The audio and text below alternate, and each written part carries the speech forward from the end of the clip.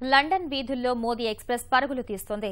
వచ్చే నెల బ్రిటన్ పర్యటనకు వెళ్లనున్న ప్రధాని నరేంద్ర మోదీకి ఘన స్వాగతం పలకడంలో భాగంగా అక్కడి ప్రవాస భారతీయులు ఈ ప్రత్యేక బస్సును ప్రారంభించారు. తొలుత లఘు భారతంగా పిలిచే వీంబ్లీలోని ఈలింగ్ రోడ్లో ఆగిన మోదీ ఎక్స్ప్రెస్ బృందం స్థానికంగా ఉండే ప్రవాసులతో బస్పై చర్చ నిర్వహించింది. తర్వాత ట్రాఫల్గార్ స్క్వేర్లో దీపావళి జరుపుకుంది. లండన్లోని ప్రఖ్యాత స్థలాలన్నింటినీ సందర్శిస్తూ నెలపాటు ప్రయాణించనున్న ఈ బస్సు ప్రధాని పర్యటన ప్రాధాన్యం, భారత్ బ్రిటన్ మైత్రిపై ప్రచారం చేయనుంది. నవంబర్ 13న వింబ్లీ స్టేడియంలో ప్రసంగించేందుకు రానున్న మోదీకి ఒలింపిక్స్ తరహాలో ఘన స్వాగతం పలికేందుకు అక్కడి ప్రవాస భారతీయ సంఘాలు విస్తృత ఏర్పాటు చేస్తున్నాయి.